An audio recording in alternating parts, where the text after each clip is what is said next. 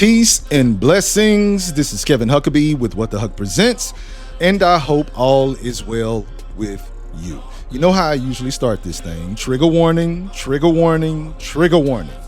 This is what I have been calling a storycast, not a podcast, but a storycast, right? And it's about mental health and the characters dealing with their personality differences. Shout out to Mom for that term, because it's only a personality disorder if you allow it to disorder your life. Okay, this episode is about what's called oppositional defiant difference. Now, you may be saying, I don't think I never heard of oppositional defiant difference, but you've probably seen it and didn't know, okay? The DSM-5, the diagnostic manual used in the world of therapy, defines ODD as a recurrent pattern of angry or irritable mood, argumentative or defiant behavior, or vindictiveness lasting at least 6 months. But the diagnosis requires these symptoms to be exhibited during interaction with at least one individual who is not a sibling. That means basically anybody. Okay, so the symptoms are categorized into 3 main clusters, right? Like I said, the angry, irritable mood. This is where they lose their temper, is touchy or easily annoyed, or is angry and resentful, okay? The argumentative, defiant behavior is they argue with authority figures, actively defies rules, deliberately annoys others, or blames others for mistakes. And this also applies for kids too. And then the last one, vindictiveness, has been spiteful or vindictive at least twice within the past 6 months. Woo! All right. Well, without further ado, let's get into it. It's Sunday, 6:30 a.m., and in the home of Purvis Walker, located in the southern area of Oak Cliff, Texas, Purvis is actually waking up with a smile on his face. The reason why this is of note is because Purvis normally struggles to wake up to his regular alarm, and when he does, it's in a huff. This morning, the alarm is different. It's the smooth yet jamming song "Sail On" by the Commodores. Oh, yeah. Ooh, that's my song right there. Sail on, honey. Yeah, girl, sail on. I'm glad she gone, says Purvis out loud to himself, sitting up in his bed with a smile and a quick thought about an ex he broke up with a few months back. His mind quickly shifts back to the second week of the process group therapy sessions he's been attending, led by therapist Dr. Jamie Prentice. You see, Purvis has been diagnosed with oppositional defiant difference. He remembers saying in that second week session, "Look here, Dr. J, you don't mind if I call you that, do you?" "No, go right ahead. It's fine," quickly responds Dr. J, with Purvis continuing, "Okay, now look here, Dr. J. If I'm supposed to be learning tools to help my life, can we start from the top?" "Of course, Purvis. We can start wherever you like."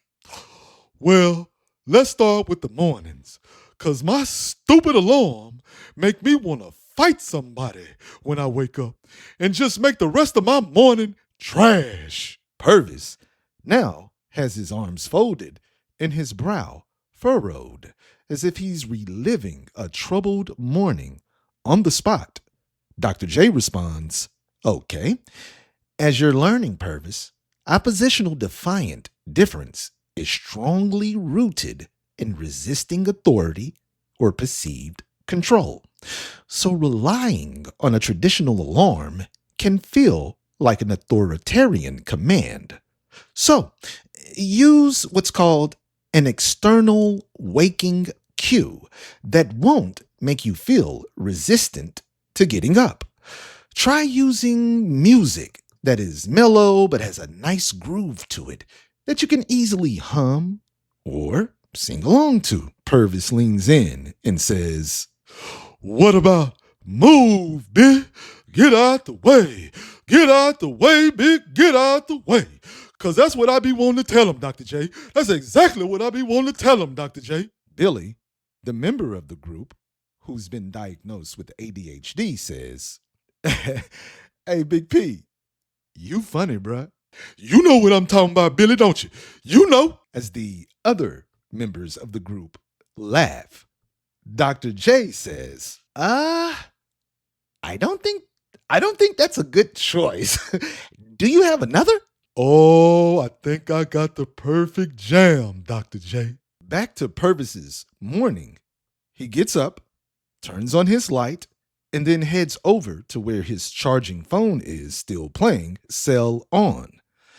As he does this, his thoughts are still on that second week session where he remembers the conversation between Dr. J and himself continuing, with Dr. J saying, "Oh, good. So you do have a good song, okay? Also, make sure you put your phone somewhere that'll prompt you to physically get up and turn it off. When you get up to do so, turn a light on, as these actions can help you combat sleep inertia.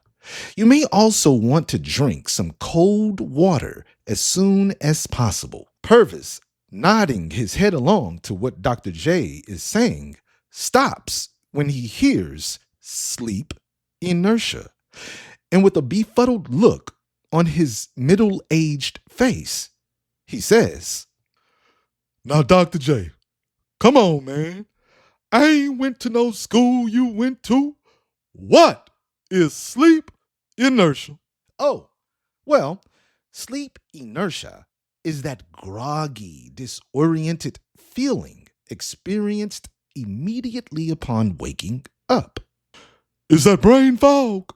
"No, they're different. But sleep inertia can cause a feeling of brain fog in the mornings. Brain fog is much broader and can strike at any time of the day." "Okay, copy. I think I'm picking up what you're putting down, Dr. J." "Good. But one tool I would like to give you to help your mornings is to shift to an autopilot preparation." Purvis, now with an annoyed look on his face, says, "Now, Dr. J, come on, man." Dr. J, with his hands up and a slight smile, understanding Purvis's personality difference, with a calm chuckle says, "It's okay, Purvis. Let me explain it to you. Autopilot preparation is simply preparing everything you need in the morning the night before.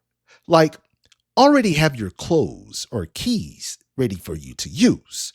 Removing small decisions limits anticipatory anxiety and makes the morning flow on momentum and not willpower." "Oh, okay. That make a lot of sense." Back to now, Purvis turns off his alarm and looks at the suit he's wearing to church this morning that is hanging from his opened closet door. That's when he's paid a visit by Little P, a miniature version of Purvis with a head that's slightly too big for his body, standing on Purvis's left shoulder. Think the old image of an angel on one shoulder and the devil on the other. Little P says, "I can't believe you got me up like we have to go to church.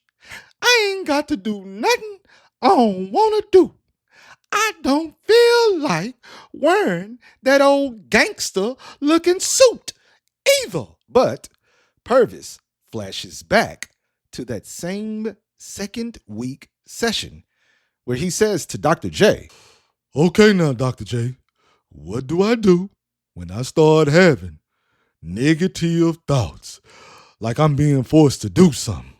All right, that's actually two separate things right there, Purvis. And here's a tool for each. First, let's start with the negative thoughts, okay? I like to say anthropomorphize and or externalize your personality difference or negative thoughts. Anthropomorphizing your difference or negative thoughts means treating them as if they're actually alive. This can make it easier to fight your difference and or ignore the negative thoughts. And you can name that critical voice or thought to distance yourself from the negative emotion of it. But you still have to have personal accountability if you do act off of what the personality difference or negative thoughts make you feel. Okay, so basically, you mean treat any negative thoughts from my ODD like a person I can either ignore or punch in the face? Well, yes, but no to the punching, okay? Responds Dr. J as he chuckles along with the rest of the group session members.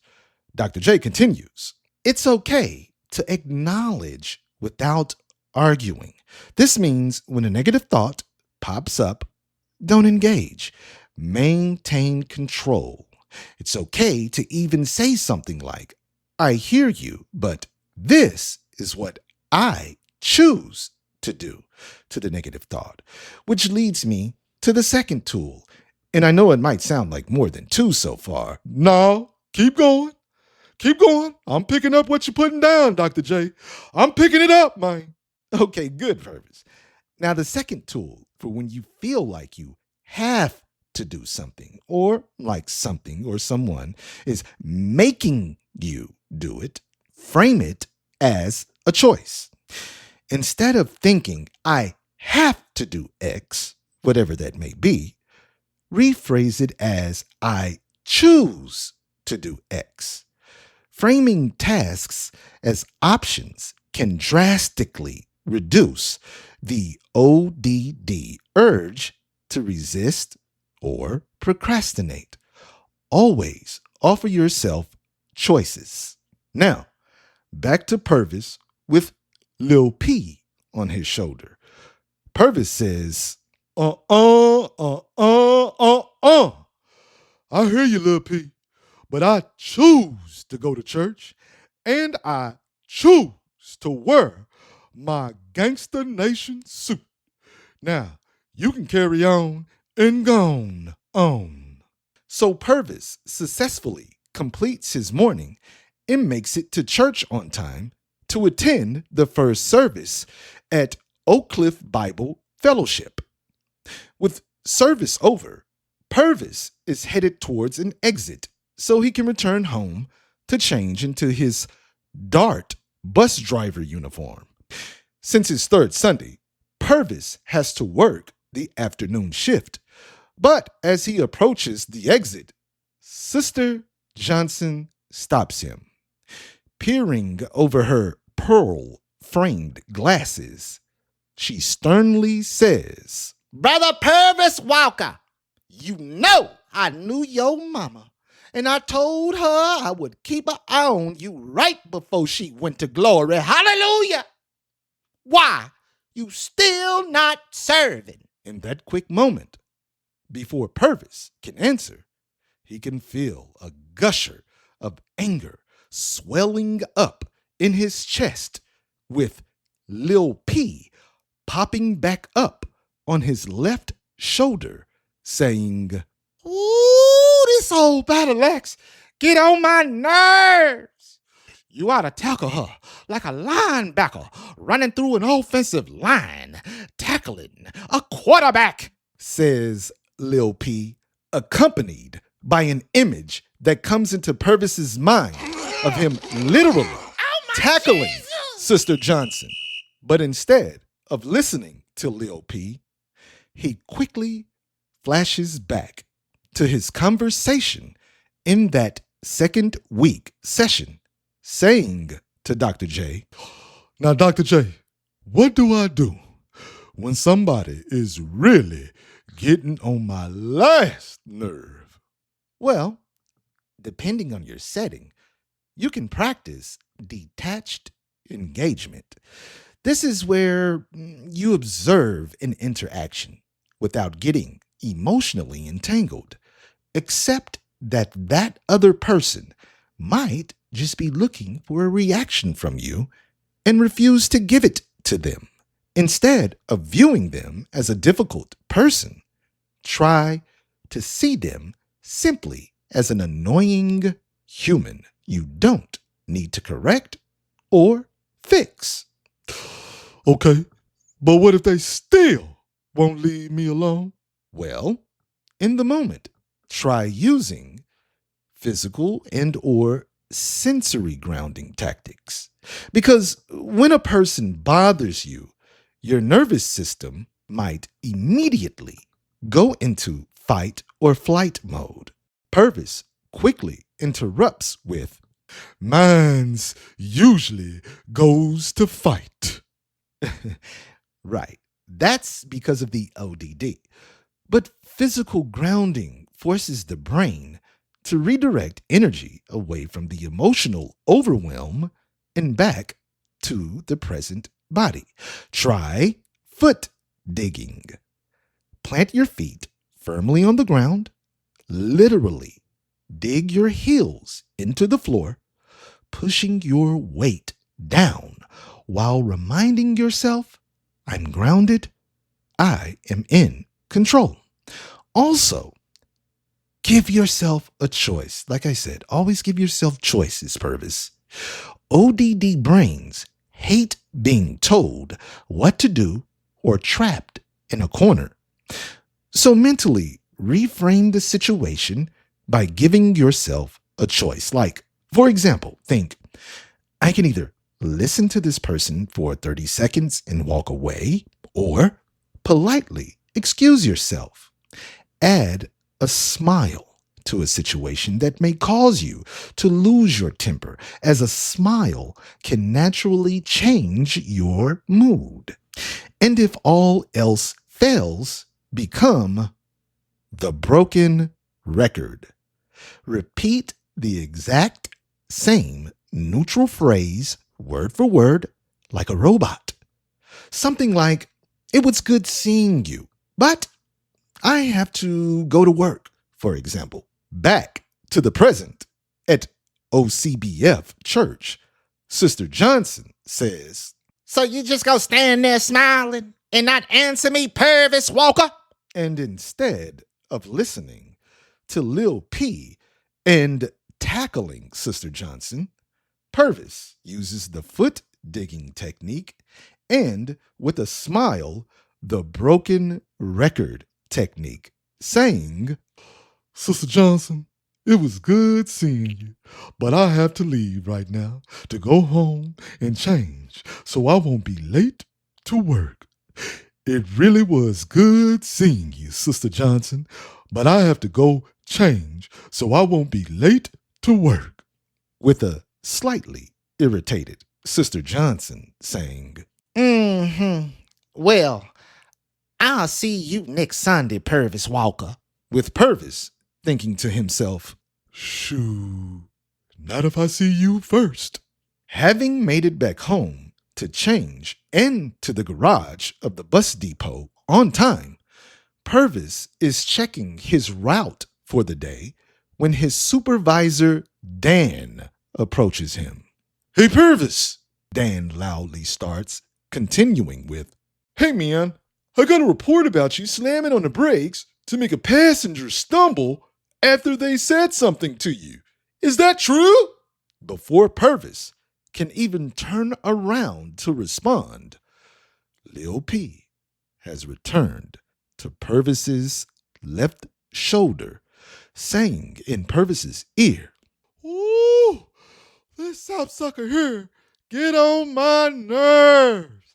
You know what you should do?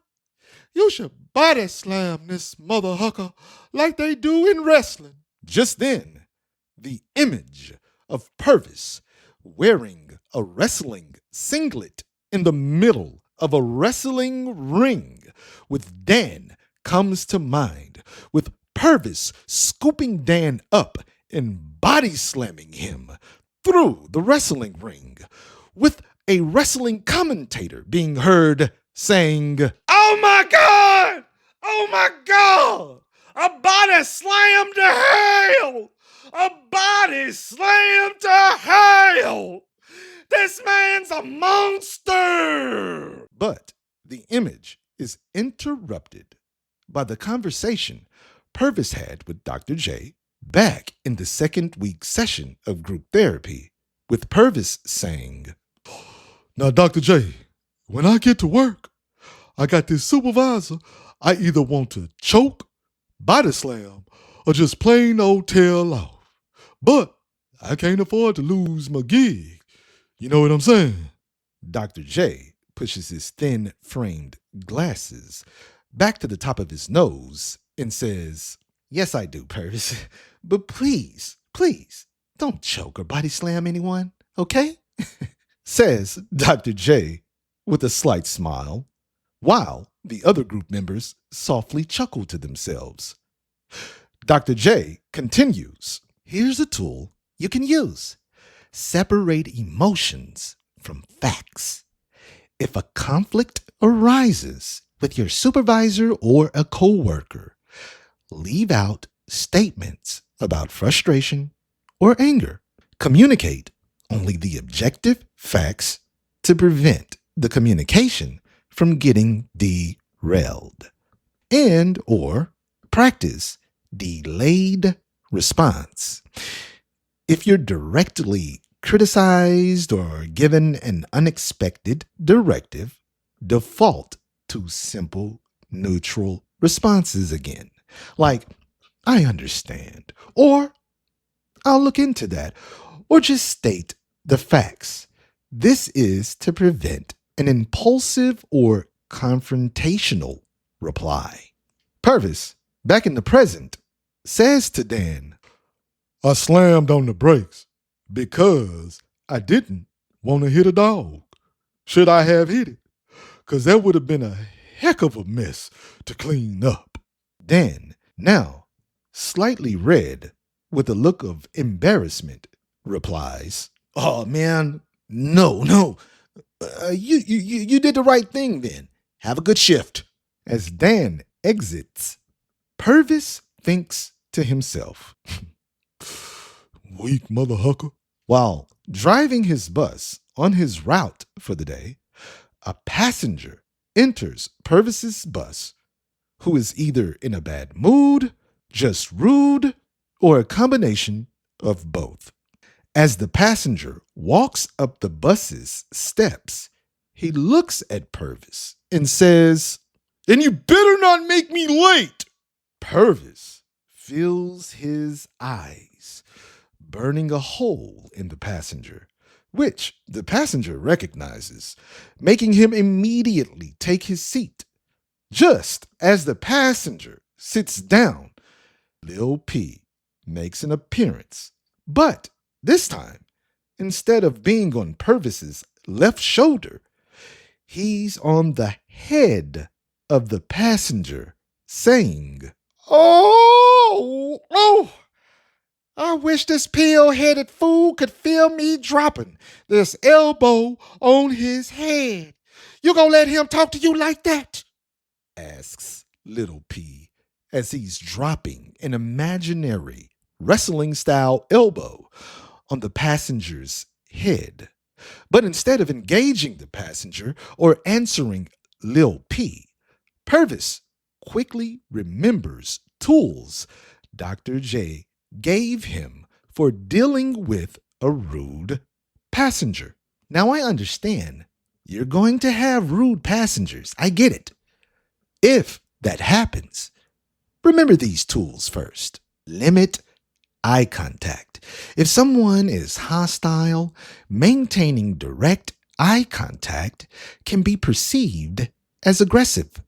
Look slightly past their shoulder while maintaining situational awareness.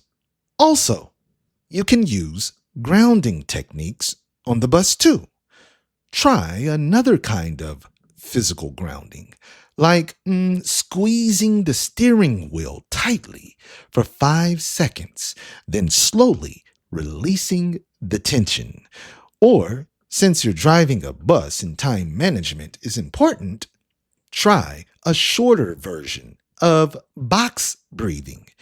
Inhale for a 4 count, hold for 4, and exhale for 4.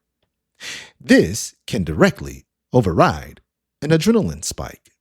And last, but really important, choose your battles. ODD thrives on power struggles. Do not argue or take the bait to lecture someone. Simply maintain a neutral tone and focus. And in your case, Purvis, focus on smooth, safe driving. You can even say something like, I'll do my best to get us there safely and efficiently. So, back to the now. In this quick moment, Purvis doesn't go off on the passenger or even mean mug him. He simply says, Sir, I'm going to do my best to get us there safe and sound. Thank you, sir, says the passenger with a nod. Purvis's workday comes to a close, having driven his route safely and efficiently without incident or him losing his temper. And with that, he heads home. All right. And there you have it. The final episode of this season of Group Therapy. Episode 7, Sunday, Purvis, Oppositional, Defiant, Difference. All right. Did you catch those tools? Baby, did you catch the tools? I ain't going to run through all of them. I'm just going to give you a couple of them. All right. Like using external waking cues. Okay. If you or you know someone who's dealing with ODD, this is a good one because pick you some music or something that won't be a shock to your system and make you want to wake up and punch someone. Okay. Another one, frame it as a choice because ODD is rooted in resisting authority and perceived control.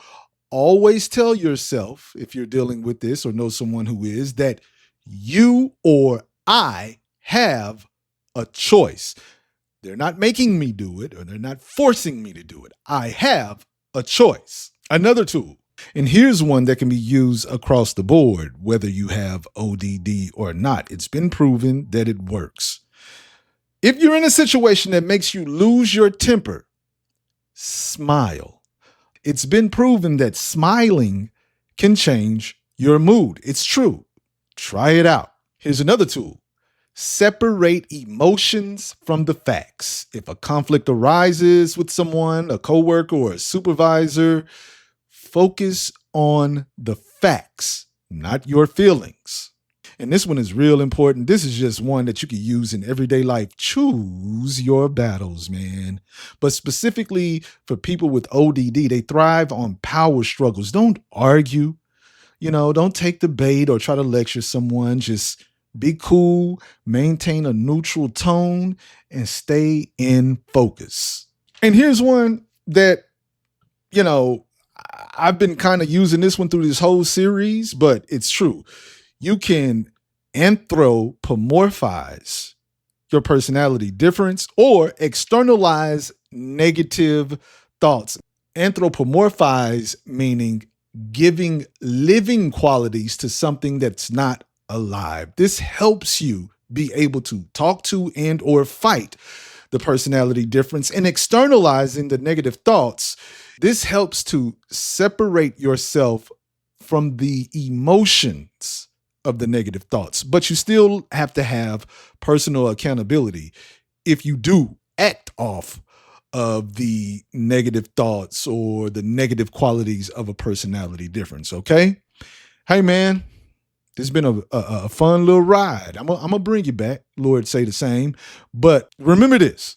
If you or someone that you know are dealing with mental health or personality differences, you or they are not alone. Listen to this series over if you need to. That's what it's here for. It's here to help as much as possible and to help start your mental health journey, okay? Remember this. Don't let life kill you, and don't let the enemy steal your joy. I'm Kevin Huckabee for What the Huck Presents. Peace and blessings.